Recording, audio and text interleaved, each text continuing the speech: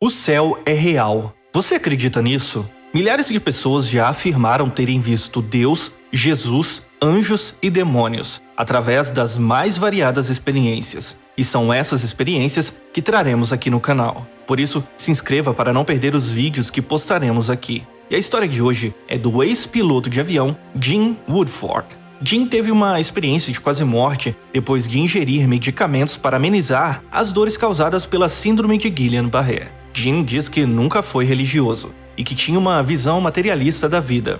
Porém, durante sua EQM, ele diz ter visitado o céu, ter visto uma criatura abominável saindo de um poço, além de anjos e de Jesus. A experiência de Jim se junta àquelas que despertam a nossa atenção e nos fazem crer que a vida realmente é muito mais do que os nossos olhos podem ver. Os links das entrevistas e matérias de Jim Woodford estarão na descrição.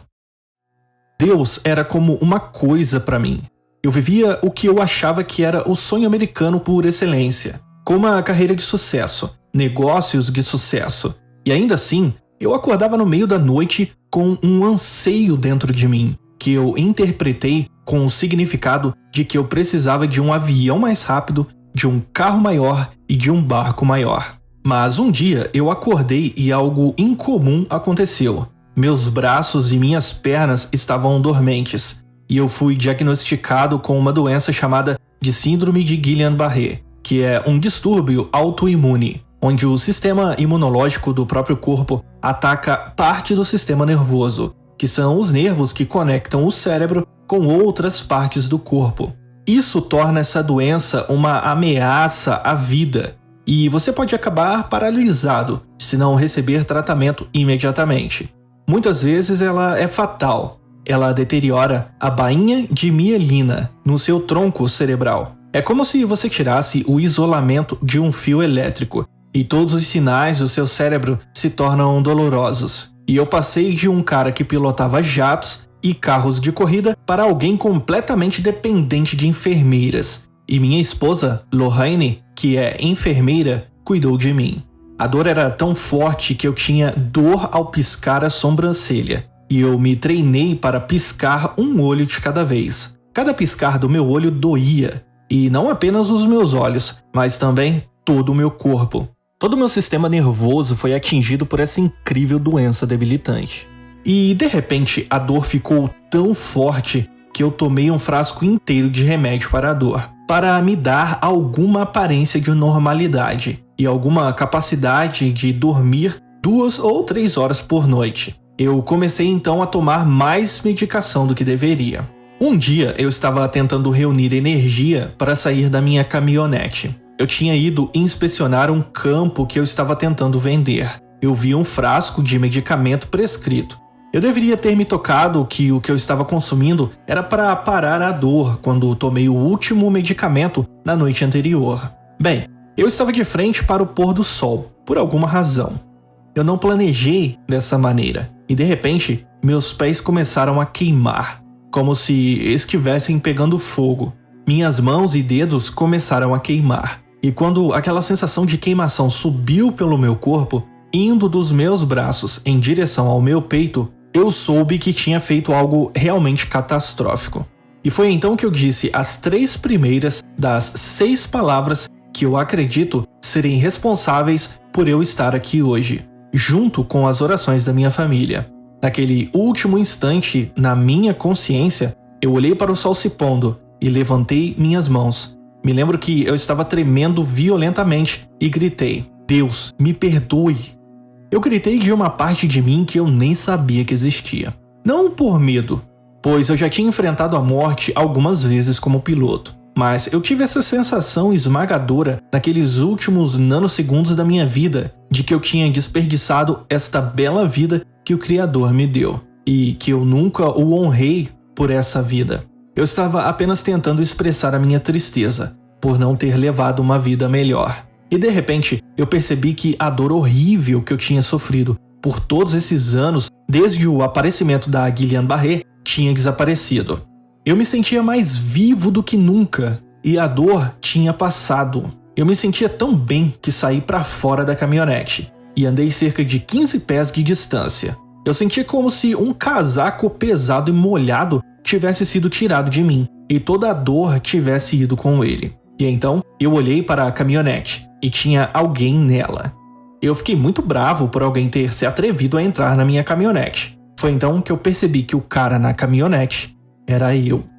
De repente eu comecei a subir. Eu consegui olhar pela janela traseira da caminhonete e ver o meu corpo caído sobre o volante. Eu pude olhar para baixo e ver na carroceria da caminhonete a minha caixa de ferramentas. E como um ex-piloto de avião, eu podia julgar muito bem a altitude em que eu estava. Eu estava a cerca de 100 pés e depois 200 pés. Eu estava flutuando lentamente para trás e subindo. E eu estava apavorado. Eu até conseguia ver os campos lá embaixo. Quando eu cheguei a cerca de 1.200 pés, eu inclinei minha cabeça para trás e um lindo círculo apareceu no céu. E então, o centro dele se encheu de ouro. Depois, ele se abriu e foi como se eu estivesse usando todos os propulsores dos motores a jato. Eu entrei neste túnel de luz, do qual eu tenho certeza que muitas pessoas já ouviram falar. E eu viajei a uma enorme velocidade. Eu estava inclinado para trás a cerca de 45 graus. Era uma sensação incrível de velocidade. Normalmente, você sente o vento no rosto, mas não havia vento, e não havia nenhum barulho, e nenhum motor a jato. A velocidade era tremenda. Suponho que eu estava em Mach 1, e de repente reconheci uma luz brilhante no final deste túnel. Quando eu cheguei, ele estava coberto de uma névoa, e ao passar por ele, senti o túnel se fechando atrás de mim. Eu coloquei os pés no chão e a neblina clareou. Olhei para baixo e eu não podia acreditar. Eu estava de pé sobre a grama mais verde e incrível que você pode imaginar. Agora eu sei de onde vem o ditado: a grama é sempre mais verde do outro lado.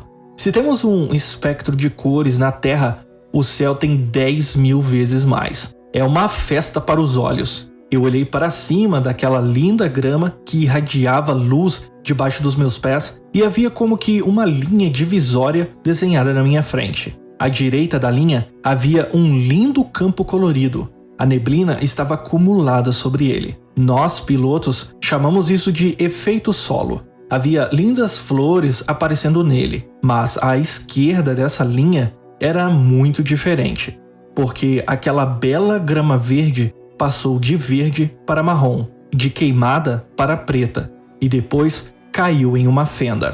Eu dei um passo à frente e olhei para aquela escuridão negra como carvão, e então eu vi algo como uma luz fraca no fundo, como uma luz de fogo, um fogo vermelho, e de repente eu ouvi um som muito estranho, como duas enormes portas de ferro se abrindo.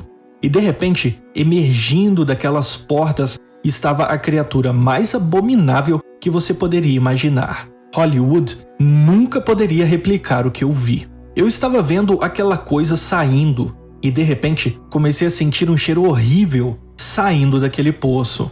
Um odor de morte e decadência e de coisas que já estavam mortas há muito tempo. Coisas que nunca deveriam ver a luz do dia.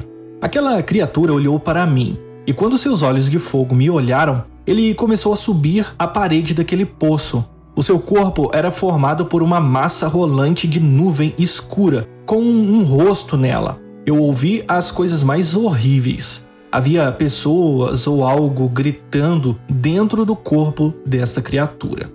E então o que me horrorizou foi que eu ouvi o meu nome. O meu nome estava sendo chamado. Essa criatura me conhecia. Ela me conhecia e estava vindo para mim. Eu estava apavorado. Quero dizer, eu adoraria dizer que eu estava lá e que eu estava pronto para lutar. Mas não, eu estava apavorado. Ela se ergueu daquele poço sobre mim.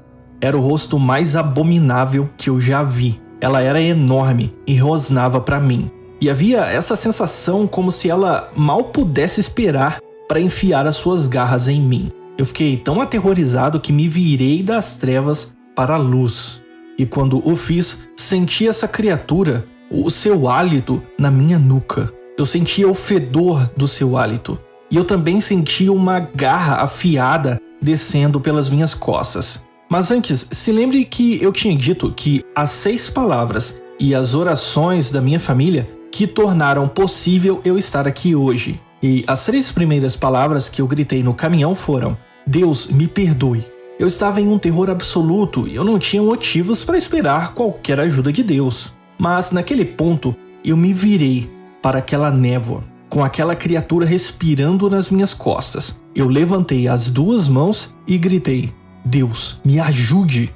E instantaneamente, 3 estrelas apareceram naquela neblina, como pontos de luz distantes, porém vindo rapidamente em minha direção. E eu me concentrei nelas para manter minha mente longe da criatura que estava rosnando atrás de mim, porque eu podia ouvir a saliva de suas mandíbulas caindo no chão. Eu me concentrei naquelas luzes e elas vieram tão rápido e a uma velocidade incrível. E então os meus instintos de piloto assumiram o controle, pois eu estava com medo de que elas pousassem rápido demais. Mas tudo deu certo, e quando elas chegaram, percebi que elas eram anjos. E quando eles se aproximaram de mim, sua bela luz me atravessou e atingiu aquela criatura, que ao ser atingida, desceu naquele buraco como um rato correndo para se esconder. Deus tinha ouvido o grito de alguém que nunca tinha se voltado para ele em sua vida. Aqueles anjos tomaram a frente, e eles falaram comigo por telepatia. E quando eles colocaram suas asas em volta de mim e me abraçaram, me senti muito seguro e protegido. Eu estendi a mão para tocar o braço do anjo, e ao fazer isso, senti que tinha sido indelicado, e então puxei minha mão para trás. E quando fiz isso, a luz do corpo do anjo agarrou-se à minha mão, e quando eu puxei a minha mão, a luz se soltou de mim e voltou para o corpo do anjo novamente. E é por isso que digo às pessoas sempre que posso: o amor de Deus é pegajoso, ele quer se apegar a você. Tudo que te ensinaram sobre física, gravidade, tempo, espaço linear e referências espaciais simplesmente não existe no céu. Me mostraram a cidade sagrada. Haviam edifícios incríveis de luz. E eles não estavam talhados em pedra, mas talhados em blocos de luz que exalavam calor e amor. E eu vi os salões do conhecimento, os salões da música, os salões do aprendizado, os salões de tudo que você quiser aprender sobre os mistérios de Deus. Salas de cura, enfim. Eu tenho vergonha de falar sobre isso, mas na sala de registros, eles mantêm um registro de tudo que você fez durante sua vida. O anjo puxou o meu registro do seu manto e abriu para Jesus ler. Eu estava absolutamente envergonhado, pois eu achava que eu tinha muito para mostrar do meu sucesso durante a vida. Mas o meu livro era tão fino e pequeno, ele não era maior do que um menu de lanchonete de beira de estrada. Eu estava envergonhado de que aquilo era tudo que eu tinha. Eu imaginava que com todos os recursos e o tempo que eu tinha, eu deveria ter um livro mais grosso, como uma Bíblia, cheio de todos os bens e de todas as boas ações que eu poderia ter feito. Como Charles Dickens disse no seu romance, a humanidade deveria ter sido o meu negócio. E em vez disso, eu estava apenas envolvido em meu ego. Hoje eu estou determinado. Se eu tiver a oportunidade de fazer todo o bem que eu puder, da próxima vez que Jesus ler o livro da minha vida, ele vai precisar de 3 anjos e uma empilhadeira para abrir o meu livro. E o ápice de tudo o que aconteceu comigo foi que quando os olhos de Jesus olharam os meus, ele sorriu para mim. Jesus sorriu para mim. Mas quando eu olhei naqueles olhos cinza e verde e azul, eu fiquei perdido na eternidade.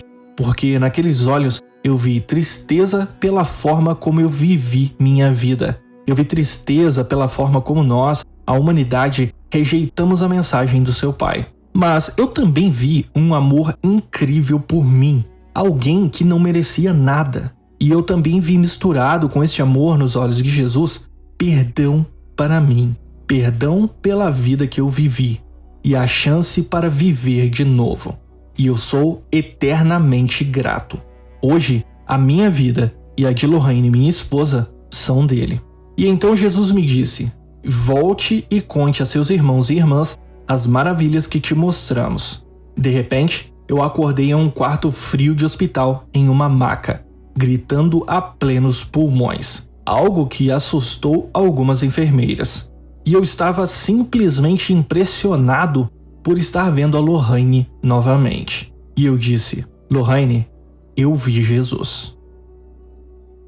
Eu não acho que um ser humano, uma alma ou espírito pode passar por essa experiência e não ser profundamente mudado. E eu sinto como se tivesse realmente nascido de novo. Não só voltei da sepultura, como a minha alma voltou do desespero. O meu espírito encontrou Deus outra vez, e eu serei eternamente grato.